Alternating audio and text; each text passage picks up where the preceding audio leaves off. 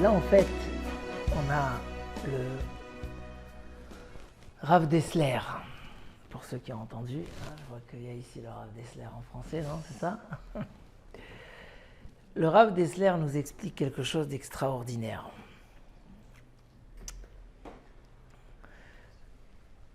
C'est quoi le secret des gens qui se disputent tout le temps? Et à l'inverse, de ceux qui ne se disputent jamais.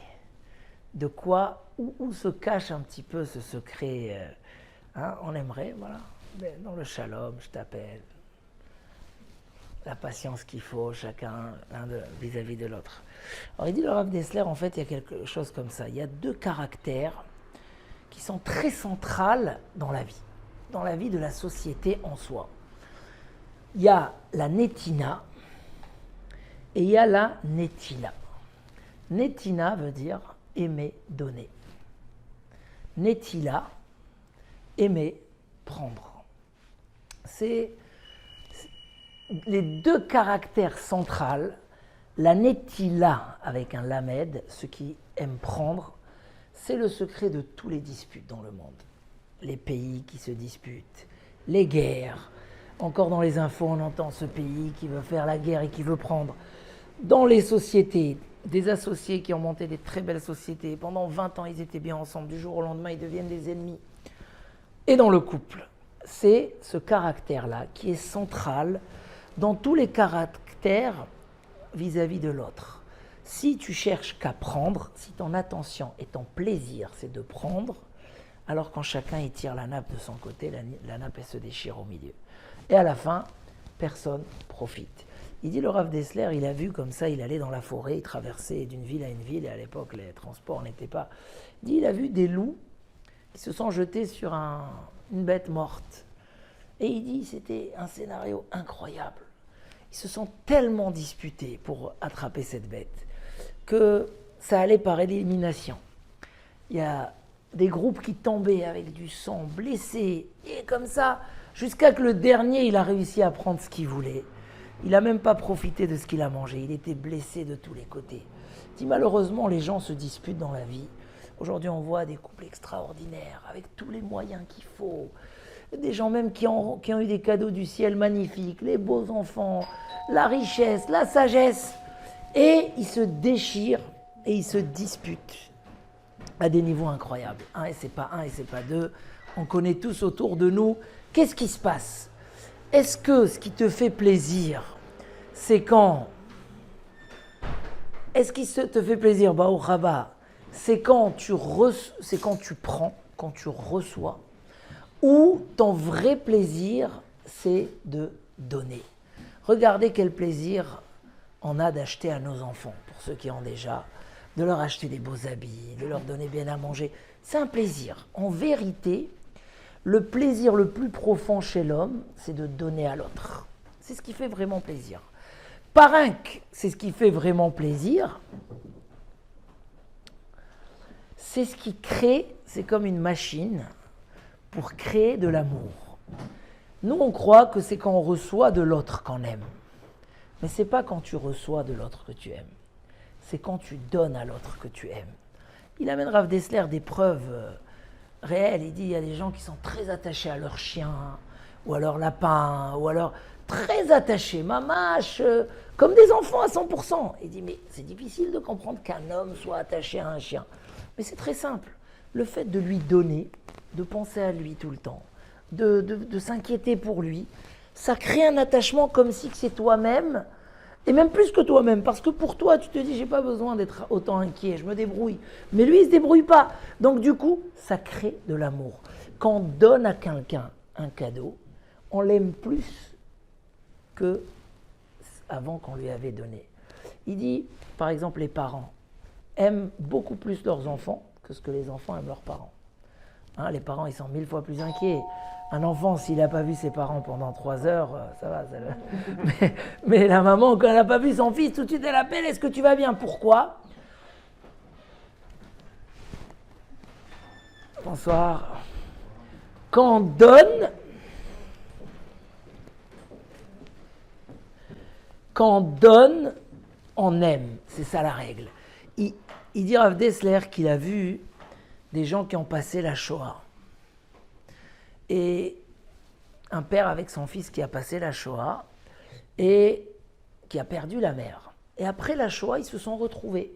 Et donc c'est sûr que l'enfant, il est très heureux de trouver sa mère. Et la mère encore plus. Et il dit, les gens, ils étaient étonnés. Le père avait beaucoup plus d'amour que la mère. La mère, quelque part, comme si après qu'elle s'est habituée, elle pouvait oublier son fils. Pourquoi ? Quand il n'y a pas ce côté-là de netina, quand tu ne donnes pas, ça crée de l'écart. Le fait de donner, ça crée de l'amour. Et donc, notre base à nous, le peuple d'Israël, c'est Abraham Avinu. Qu'est-ce qu'il a fait Abraham Avinu ? Il a fait que donner, même le jour où il était malade et qu'il n'y avait personne dehors. Il a dit non, j'ai besoin de donner. Pourquoi ? Il est sorti dehors et on lui a envoyé les 3 anges, etc. C'était pour lui un besoin de donner parce qu'il sentait qu'il s'accomplit et il accomplit quelque chose quand il donne.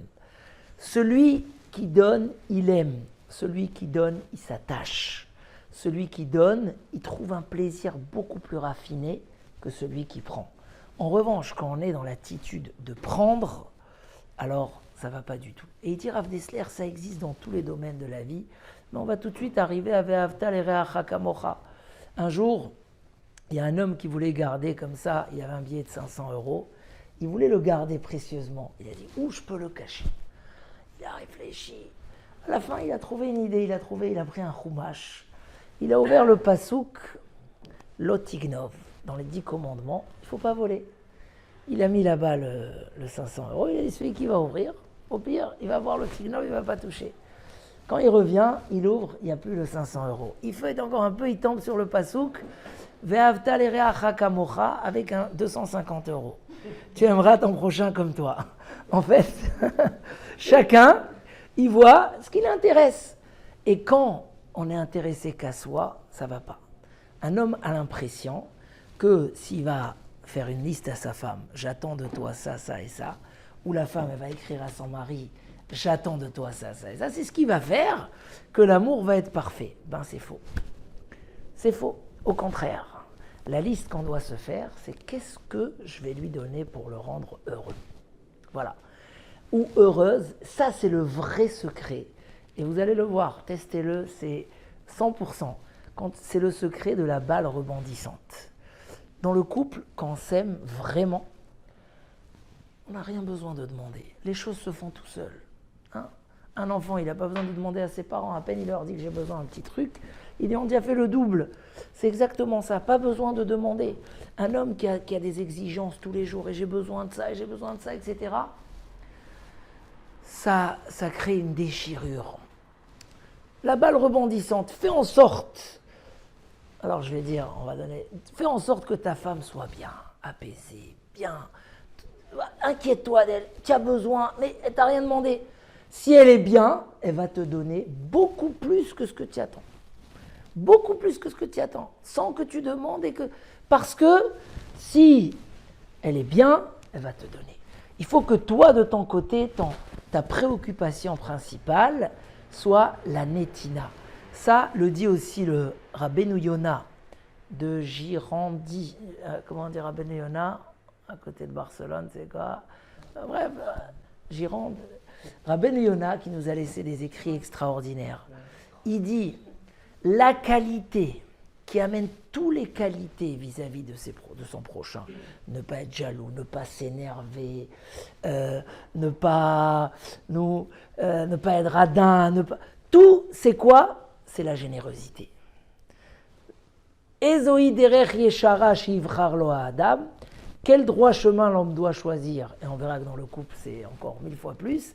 Aïn tova, un bon œil, un œil positif. Il dit là-bas, c'est quoi ? C'est être généreux. Généreux, ce n'est pas forcément que financièrement. C'est dans les actes, dans la parole, dans la pensée. Un gentil mot, des fois, ça vaut des millions. Mais les gens ne pensent pas le donner, ou ils ne veulent pas le donner. Parce que tout simplement, ils sont dans un ego, à tout le temps être en train de penser Qu'est-ce qu'elle me doit? Qu'est-ce qu'il me doit? Et pourquoi il n'a pas fait ça? Le fait de cette attitude, alors même un gentil mot, on ne le dit pas.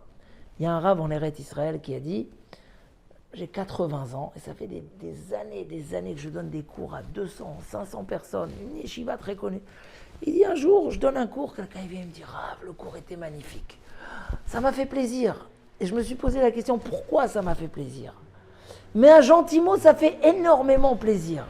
J'ai quelqu'un qui cherchait un travail dans des grandes sociétés. Il est sorti d'une grande société, il cherchait un nouveau. Et il dit, il faisait des entretiens.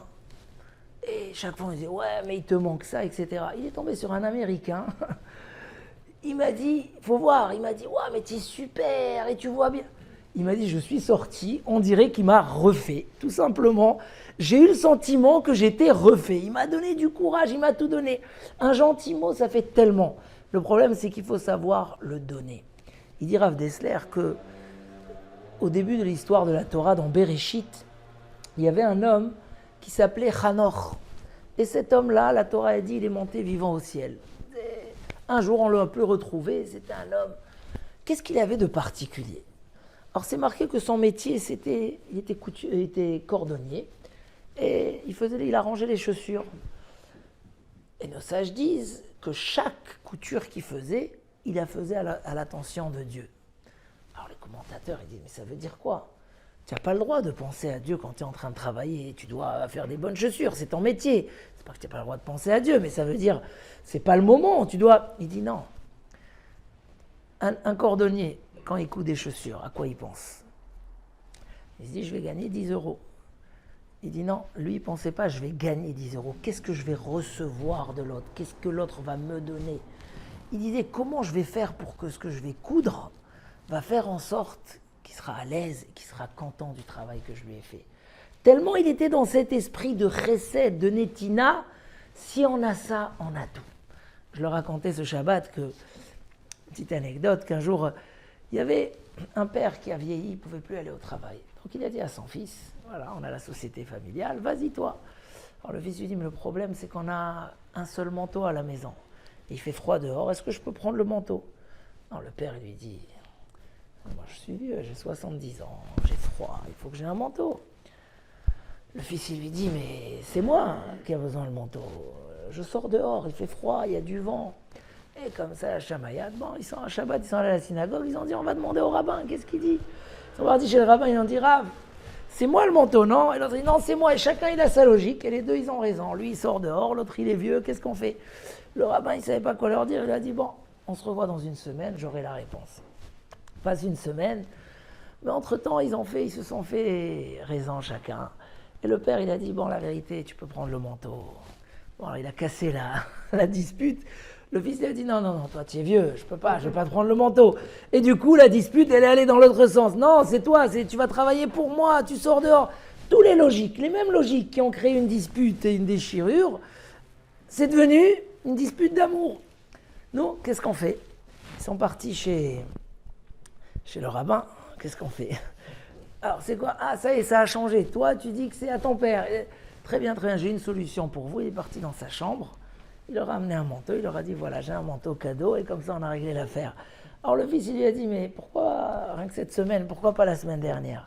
Il leur a dit, la semaine dernière, vous étiez en train de vous arracher. J'ai même pas pensé que j'ai un manteau. Moi aussi, ça m'a inquiété. Est-ce que j'ai un manteau? Est-ce que j'ai pas un manteau? Comment je vais faire? Maintenant, je vois deux gens qui s'aiment, que chacun, il dit, non, mais c'est pour toi en priorité. Moi aussi, j'ai eu cette envie. J'ai dit, voilà, j'ai un manteau, je vous le donne. C'est vraiment ça, les disputes dans le couple. Un homme, sous la roupa, il doit se dire, voilà, elle doit être heureuse. C'est ma priorité. Moi, c'est pas grave, je vais me débrouiller, au pire, que elle soit heureuse. S'il n'y a qu'un plat, c'est elle qui mange. S'il n'y a que... c'est elle en premier. Je lui donne tout. On pense qu'on va perdre quelque chose, mais pas du tout. Le retour, il va être 1000 fois plus. La femme aussi, elle doit dire, voilà, moi... je vais faire en sorte qu'il soit tranquille, qu'il soit posé, qu'il soit heureux. C'est ma priorité. S'il y a ça, alors un jour, un dimanche, j'ai fait ce cours-là, j'ai parlé de ce petit sujet-là. Et il y a un khatan qui était là, il m'a dit, mais c'est incroyable, nous on s'est mariés il y a 3 mois, on se dispute tous les jours que des disputes. D'hier soir, Motsei Shabbat, on s'est assis, on a dit, bon, et on trouve des solutions. Ma femme a dit, c'est quoi, chacun il va marquer ce qu'il attend de l'autre, et comme ça on s'échange les papiers et ça marche. Il me dit, j'écoute ce cours, je vois que vraiment, et on a déjà compris que ça ne va pas marcher. Rien que ce matin, on s'est redisputé encore une fois. Mais c'est vrai, parce que quand c'est moi la priorité, alors je tire tout vers moi. Mais l'autre aussi dit, alors c'est moi la priorité, et ça ne marche plus. Mais savoir que le bonheur de donner à l'autre, c'est un bonheur extraordinaire. Il dit le Rav Dessler, c'est notre Neshama qui se réjouit. Dieu, il a créé le monde pour nous donner. Que pour nous donner. Netina, Kadosh Baruch Hu, il a fait que pour nous donner. Nous, on a ça à l'intérieur de nous. Et encore plus, nous, le peuple d'Israël, on descend de Avraham Avinu, c'était ça, le premier qui a commencé le peuple juif, le premier dans l'histoire. C'était quoi sa qualité? La Torah met en valeur sa qualité. C'est quoi sa qualité? Le chesed, la bonté. C'est le pilier de tout. Donner et donner et donner et donner. Et c'est quoi la suite du chant? Dieu te rendra le double et ta femme te rendra le double et c'est vraiment comme ça. Si on est dans cette attitude, c'est incroyable, c'est que du bonheur. On se fait bonheur de donner à l'autre. Et en plus, l'autre, il nous rend. Donc, on a reçu dans les deux endroits. Dans l'esprit où chacun y tire de son côté, alors c'est exactement l'inverse. À la fin, personne ne se trouve heureux. Finalement, personne ne peut profiter. Et c'est tellement vrai. On vit ensemble, on veut une vie comme ça, d'amour, de joie, jusqu'à 120 ans, toujours. Mais il y a tellement de choses qui font la différence entre nous. On l'a dit tout à l'heure, les caractères différents, la manière de penser, elle est différente. Et il faut rattacher tout ça. Très simple, Akadosh Baruch Hu nous a donné, il nous a dit Vesimach et ishto avec Asher Lakar, il va réjouir la femme qu'il a pris. Elle demande à l'homme qui devait aller au travail, qui devait aller à l'armée, qui devait aller. Un an, tu dois réjouir ta femme. Ça veut dire, tu veux bien commencer ton mariage, tu mets ça dans les bases. Voilà, il n'y a pas de mauvais mots, il n'y a pas des petites critiques, des choses qu'on réfléchit. Tout ça, je cherche à lui faire plaisir. Quelqu'un qui se retrouve dans une situation où on cherche qu'à lui faire plaisir, qu'est-ce qu'il va rendre si ce n'est pas aussi la même chose? Et comme ça, l'amour, il est extraordinaire, il ne s'arrête jamais. Bezrat Hashem, que tous ceux qui sont là, mariés ou futurs mariés, Bezrat Hashem, qu'il y ait toujours... Voilà, c'est pas l'amour dans le couple, la joie dans le couple, c'est pas un détail. C'est ce qui fait, comme on a dit tout à l'heure, c'est ce qui fait que je te pardonne si tu as fait une erreur, c'est ce qui fait que si tu as dépensé trop, je ne tiens pas compte, ça me fait plaisir, parce que je suis dans cette attitude de Netina. J'ai envie que toi, il suffit juste de changer la direction et le réglage, et ça roule tout seul. Il y a de la simcha, il y a de la hava, Bezrat Hashem, Chazak ou Baruch.